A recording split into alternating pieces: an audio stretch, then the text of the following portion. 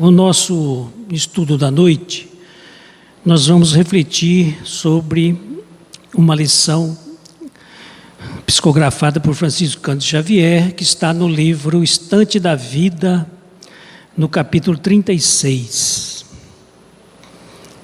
Diz o benfeitor irmão X, que aquele homem, ele já ostentava uma condição espiritual boa, por isso ele reencarnou,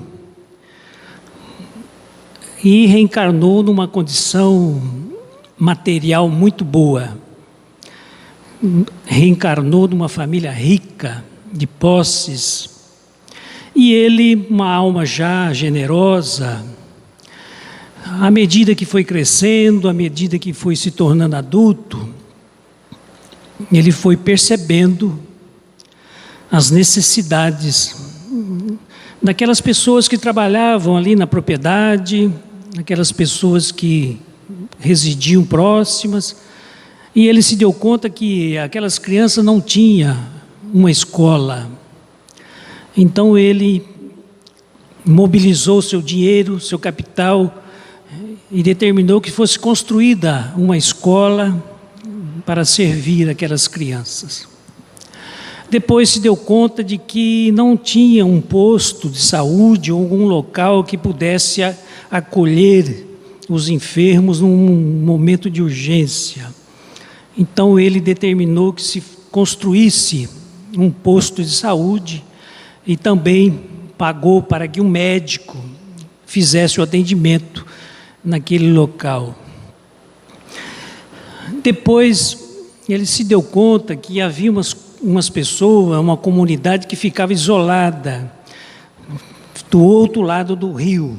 Então ele mobilizou primeiro um engenheiro para fazer um projeto, depois mobilizou capital para que a ponte fosse construída de forma que aquelas pessoas isoladas tivessem a comunicação mais fácil. E assim aquele homem angariou simpatias, angariou bem-querença, de forma que ele era muito querido. E, como todos nós, chegou o dia que ele desencarnou, retornou para o mundo espiritual. E ele retorna para o mundo espiritual, assistindo ao seu enterro, onde muitas pessoas choravam, muitas pessoas lamentavam o acontecimento. E o benfeitor espiritual, o mentor espiritual, o recebeu muito alegre, o parabenizou pelo trabalho realizado.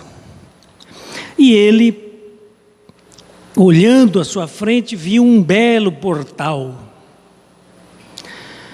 E ele perguntou o que era aquele portal. O mentor disse: esse portal é o acesso aos mundos elevados. E o mentor disse: é possível que você inclusive consiga até ter acesso, passar por esse portal. Mas antes você precisa pesar, passar pela balança. E ele então subiu na balança, mas o peso não foi suficiente. Ou seja, o peso foi muito pesado, porque a necessidade para adentrar aquele portal, havia necessidade da leveza, e ele ainda ostentava um peso que não era compatível com o acesso. E ele então disse: mas como? Ajudei tanta gente, fiz tantas pessoas choraram no meu velório, mas talvez não foi suficiente, o mentor disse. E aqui um parênteses: de fato, nós, na condição espiritual que ainda estamos, o nosso perispírito é ainda pesado. Ou seja, as imperfeições que nós ainda carregamos pesa muito. E ele então pediu uma nova oportunidade, porque o objetivo dele era adentrar aquele portal e ter acesso aos mundos mais elevados. O mentor então combinou com ele num planejamento. Ele disse: agora não quero ser rico, eu quero ser um servidor público. E o mentor então diz: tudo bem, você vai ser um político. E na condição de político você vai ter oportunidade de trabalhar, de fazer bastante. E ele então encarnou e, à medida que foi crescendo, foi tendo a sua tendência para a política e de fato tornou-se um político. E como político, ele começou a trabalhar incessantemente para o bem comum. Então ele mobilizava recursos para construir escolas, mobilizava recursos do orçamento para construir hospitais, mobilizava orçamento para construir pontes, estradas. Ou seja, ele atendia a finalidade pública. E ele era muito amado. Se fosse hoje, quando ele andava na rua, as pessoas o abraçavam. Se fosse hoje, as pessoas queriam tirar selfie com ele, mas naquela época apenas beijavam a mão, cumprimentavam, abraçavam. E ele, o tempo passou, e como nós também retornaremos ao mundo espiritual, ele retornou ao mundo espiritual e voltou alegre, porque no seu velório uma multidão de pessoas se fizeram presente. Comunidades foram mobilizadas para... Se fosse hoje, nós veríamos que ele seria velado num palácio do governo. E o benfeitor espiritual o abraçou, o parabenizou, e ele disse: acho que agora dá, porque eu fiz bastante. E ele então, vamos passar pela balança. E ele subiu na balança, mas não foi suficiente. E ele ficou então muito angustiado, porque ele não é como, fiz tanto, trabalhei tanto. Antes trabalhei por uma comunidade só, mas agora trabalhei por muitas comunidades, muitas pessoas foram beneficiadas, mas não foi suficiente. Mas os mentores espirituais, na vez anterior, pediu que eu entregasse o título de benfeitor. Agora você está recebendo o título de provedor. Mas não é suficiente, eu queria o acesso aos portais. Vou voltar, porque eu quero voltar, eu preciso voltar. Só que agora eu quero voltar numa condição de anônimo, não quero ter riqueza, não quero ter poder, não quero ter família, quero ser uma pessoa totalmente desconhecida. E ele então reencarna numa comunidade longe, isolada. Conseguiu estudar com mérito, foi estudando, né? E naquela comunidade isolada, ele começou a perceber que não tinha escola. E ele então, com as suas próprias mãos, chamava os alunos, meninas, crianças, e ensinava a cada um as primeiras letras, os primeiros números, as primeiras palavras, os adultos analfabetos, aqueles que estavam doentes, ele ia lá, era o primeiro a socorrer, a lavar as feridas, a ajudar. Mas naquela comunidade ninguém gostava dele, apesar de tudo que ele fazia. Todo mundo achava que ele fazia aquilo com uma segunda intenção. Ninguém acreditava nele. Quando ele convidava as pessoas para fazer uma ponte, para ligar uma comunidade à outra, as pessoas não acreditavam. E às vezes ele ia sozinho, derrubava a madeira e fazia a ponte para ligar as comunidades. E ele então,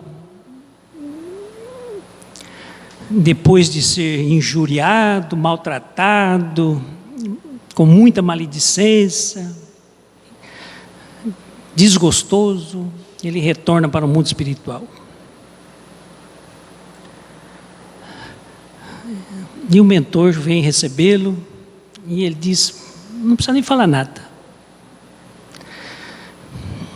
Se da outra vez que eu fiz tudo aquilo não consegui, agora que eu fui odiado, foram maledicentes comigo, injuriado, veja.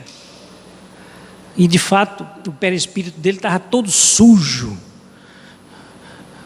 como se aquela maledicência, aquela injúria das pessoas tivesse impregnado no seu perispírito. Não, vamos tentar. Não.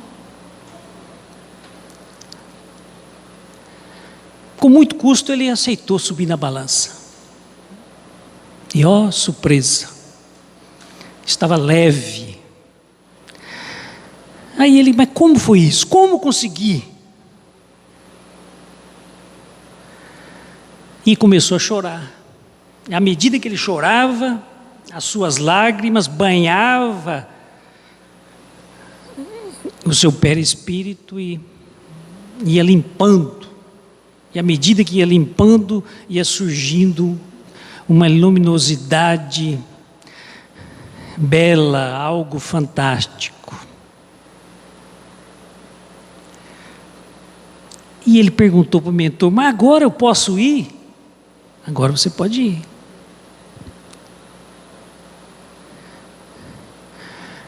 Agora você recebeu, se antes você foi o benfeitor, depois o provedor, agora você vai receber o título que poucos têm condição de ostentar. E só aqueles que, com as próprias mãos, servem, recebem o título de servo.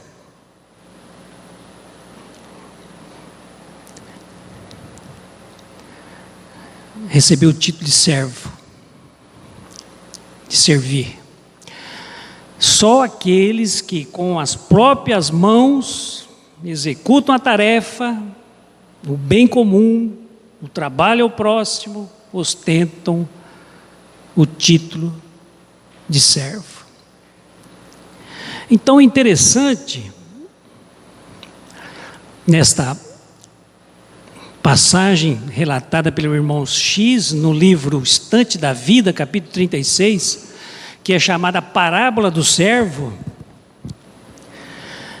para nós refletirmos sobre justamente a nossa condição de servidor, de trabalhador do bem. Porque o movimento espírita, de um modo geral, ele tem a ideia de que os trabalhos grandiosos é que rendem frutos.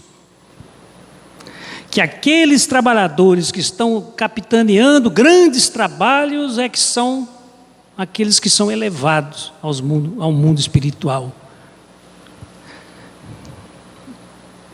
Mas a realidade não é esta, exatamente, né?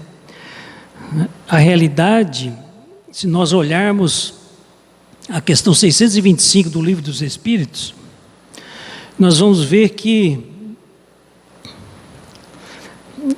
Allan Kardec pergunta aos benfeitores espirituais qual é o tipo mais perfeito que Deus ofereceu ao homem como modelo e guia. Ou seja, qual é o nosso modelo? Enquanto encarnados, qual é o guia que vai nos dar a direção? Porque o guia é aquele que vai na frente, que vai apontando, vai mostrando. E o modelo é aquele que nós nos tomamos por paradigma, né? Com quem eu vou comparar? Eu vou comparar com um modelo. Então a resposta mais curta do Livro dos Espíritos é Jesus. Então veja o trabalho de Jesus. Vamos ver o trabalho de Jesus. Jesus fez um trabalho durante um período da sua vida, aproximadamente 3 anos, conforme os evangelhos, em que ele percorreu uma distância aproximada, segundo os historiadores, de 160 quilômetros, mais ou menos daqui à Serra de São Vicente, Rondonópolis, a Serra de São Vicente, para lá de Jaciara. E veja que o trabalho de Jesus foi predominantemente no interior, junto àquelas pessoas mais necessitadas, mais carentes. Raramente Jesus foi à capital, Jerusalém. Nunca foi a Roma, que era a capital do império. Então o trabalho de Jesus era, se nós olharmos em questão de quantidade, era pequeno, mas o trabalho fez a diferença na qualidade e na intensidade.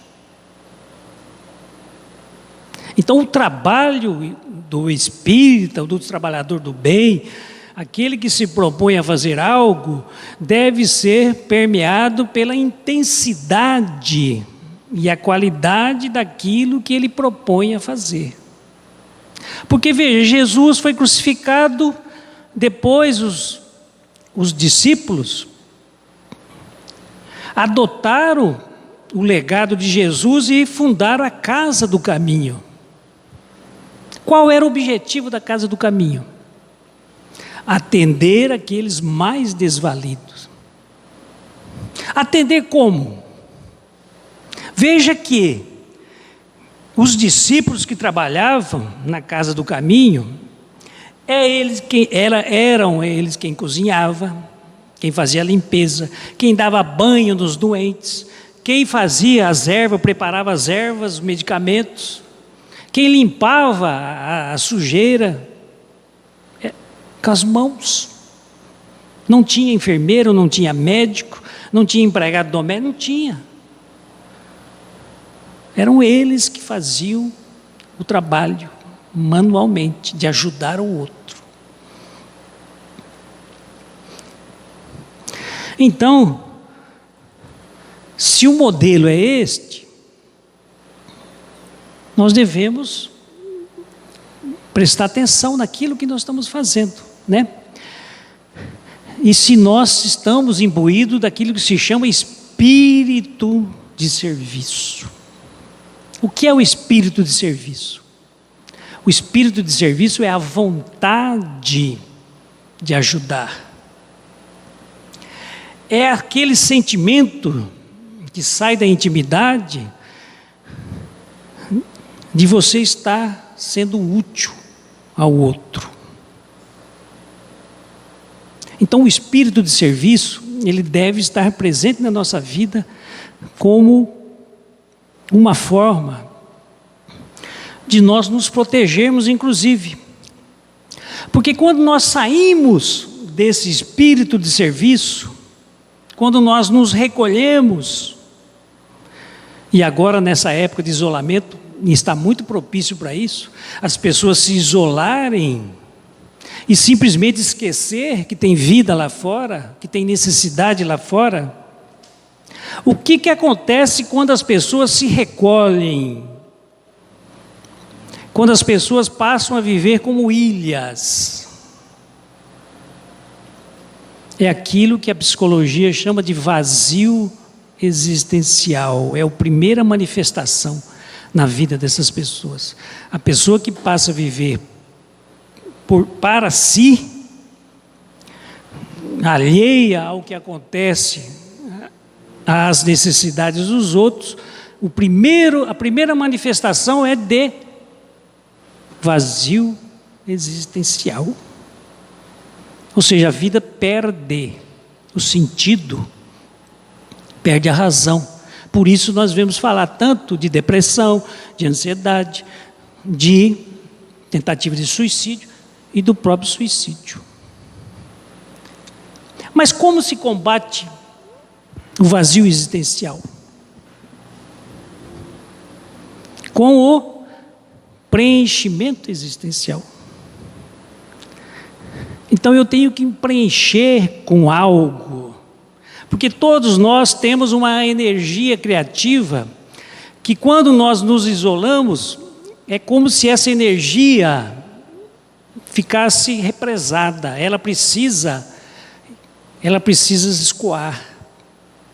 Então, o preenchimento existencial é que vai combater o vazio existencial. Eu preciso sair de mim e buscar algo para me preencher, para preencher as necessidades minhas, preenchendo as necessidades daqueles outros que estão, às vezes, à nossa volta ou, às vezes, mais distante. Veja que, no livro O Céu e o Inferno, na segunda parte,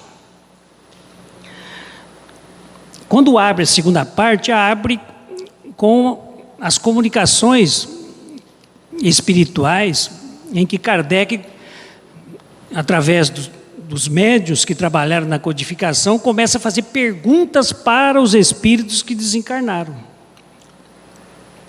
E ele começa a selecionar por categorias de espíritos: espíritos felizes, espíritos medianos, espíritos suicidas, ou seja, ele foi catalogando e separando as mensagens conforme a categoria daqueles espíritos que manifestavam. E a primeira categoria é dos espíritos superiores ou espíritos felizes. Veja que a felicidade está ligada à superioridade do espírito. Então, nesse tópico, tem 18 mensagens espirituais. Kardec colheu, junto com os médiuns, 18 manifestações de espíritos chamados superiores ou felizes.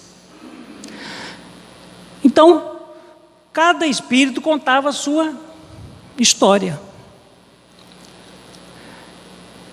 E havia espírito de diversas religiões, diversos sexos, mulher, homem, diversas nacionalidades, pobre, rico, branco, preto, amarelo, ou seja, e aí se nós procurássemos qual é o ponto comum desses espíritos, cada um era de um jeito, mas tinha um ponto, um único ponto que a todos eles era comum.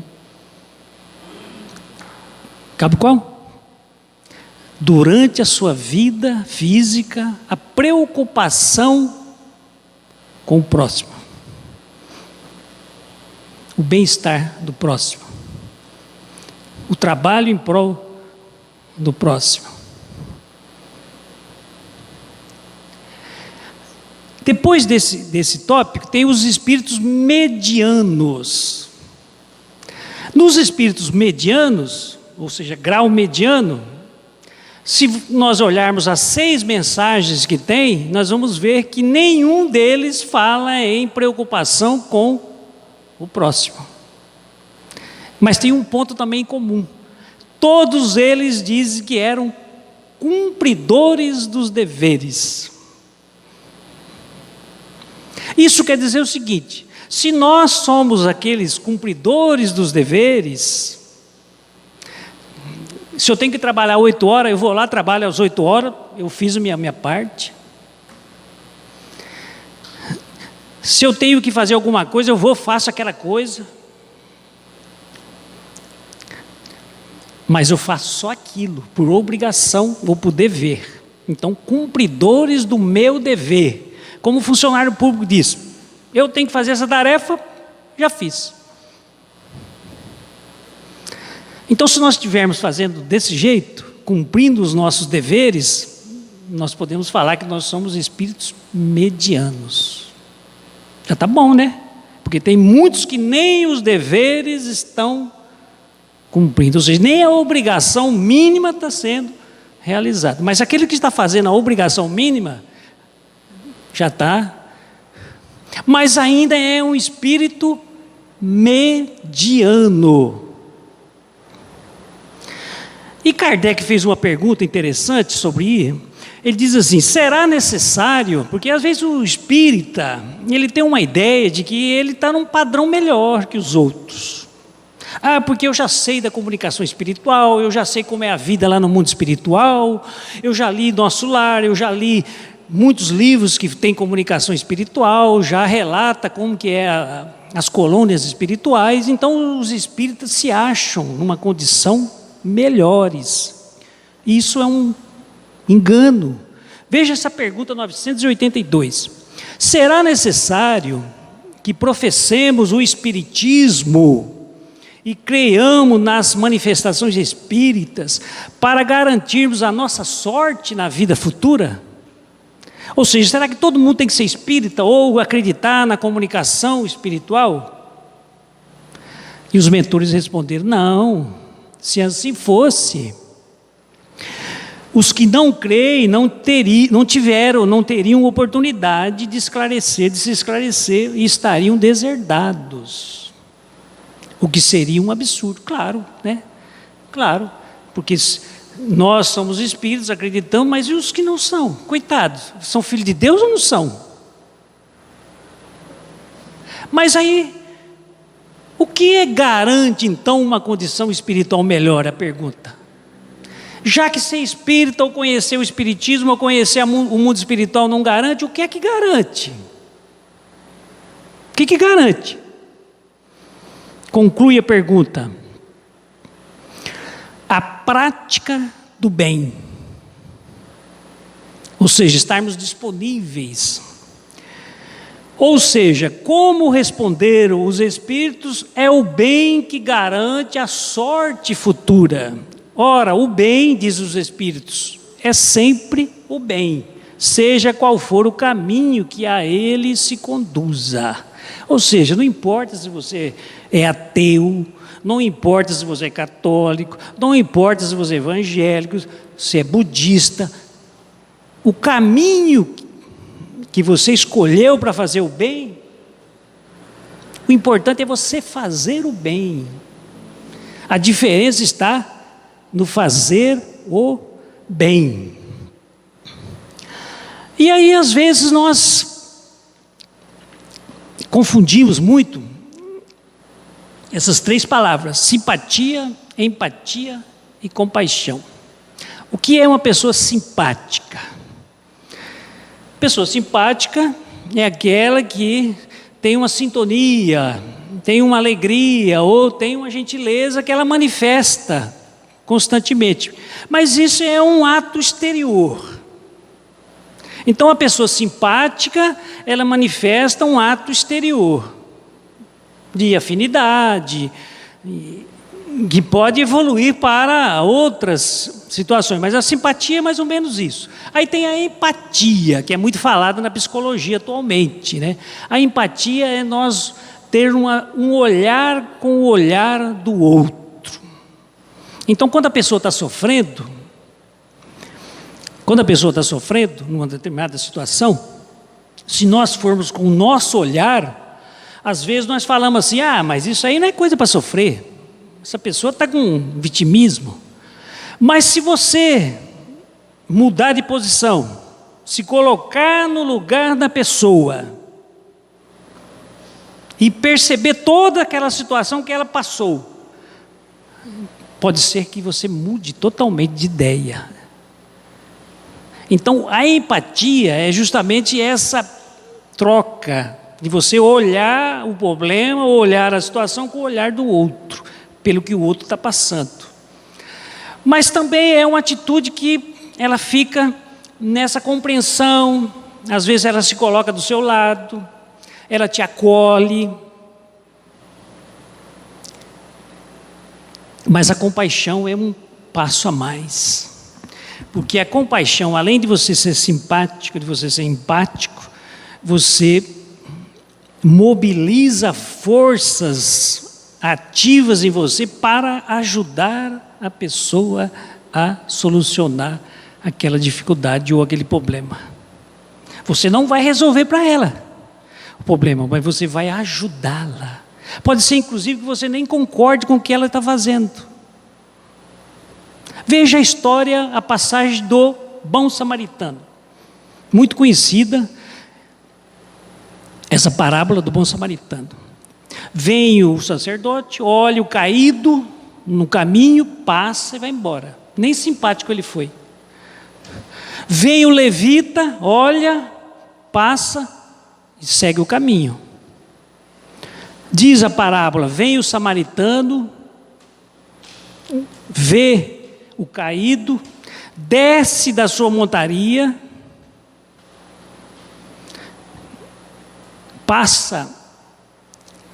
procura limpar as feridas do caído com azeite, com vinho. É como se fosse o álcool, né? O vinho fosse o álcool e o azeite fosse a pomada.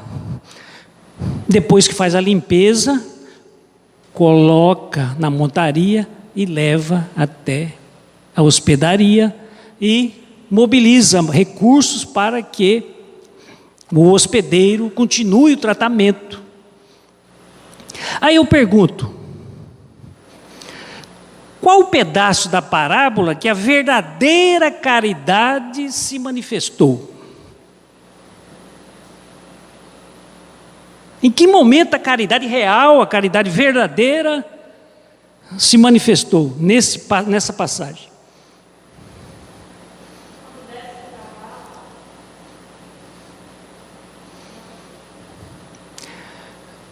Vejam, a verdadeira caridade é um ato antecedente ao gesto material.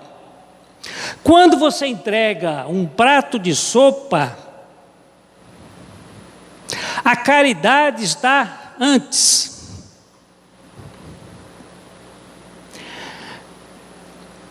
O verdadeiro momento é este. Mas um samaritano, vendo-o, moveu-se de compaixão íntima. Aqui está. Naquele momento que ele olhou e viu o caído, ele moveu-se de um amor tão grande que ele desceu da montaria cheio daquela energia e começou a segunda parte, que é o gesto material, limpar as feridas. Mas a energia da compaixão ele impregnou na hora que ele estava passando, porque ele sentiu antes.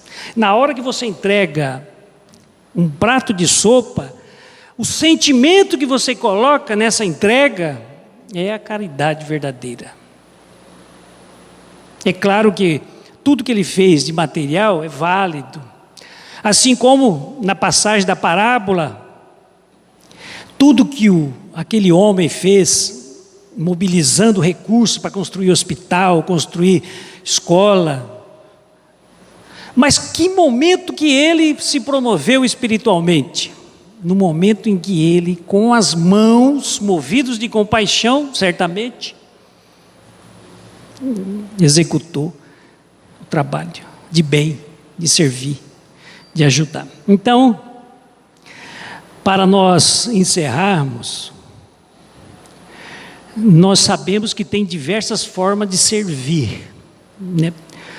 Tem pessoas que servem com ironia, com desprezo, está ali no trabalho, mas está com desprezo, com ironia, está por obrigação. Muitas vezes nós vamos fazer o trabalho por obrigação, e esse trabalho por obrigação, ele é um trabalho pesado, é um trabalho que pesa, cansa. Por isso que a pessoa vai um dia, vai dois, não vai no terceiro dia mais, porque o trabalho pesa ainda. Não é o trabalho de servir verdadeiramente por amor. Aí a pergunta inevitável para encerrar: e como é que faz para aprender a servir com amor? Primeiro de tudo, nós precisamos aprender a amar. Porque eu só posso servir com amor se eu tiver isso dentro de mim. Eu dou aquilo que eu tenho. Então, quando eu aprender a amar, eu perdoo com facilidade, eu aceito o erro do outro, eu compreendo a fragilidade do outro. E o melhor cantinho para nós aprendermos a amar, Deus colocou na família. É ali que é o cantinho, escola de aprendizado para o exercício do amor. Porque ali vai ter a dificuldade que nós vamos ter que aceitar, a diferença de pensamento, a contrariedade nas atitudes. Então, o exercício do amor para aprender a servir está junto de nós, todos nós temos. É a escola lar. É lá que nós vamos aprender a superar as dificuldades e aceitar a incompreensão e servir, principalmente servir com amor, servir com as mãos, que é essa que promove. Vamos orar. Agraciado, Senhor, com a Tua presença, inspirados pelos amigos espirituais que estiveram conosco, derramando as energias sobre todos nós aqui presentes, as energias revigorantes, as energias de saúde, de paz, de paciência, de equilíbrio, enfim, de tudo aquilo que necessitamos para a nossa vivência, para o nosso crescimento e para a nossa evolução através de atitudes concretas,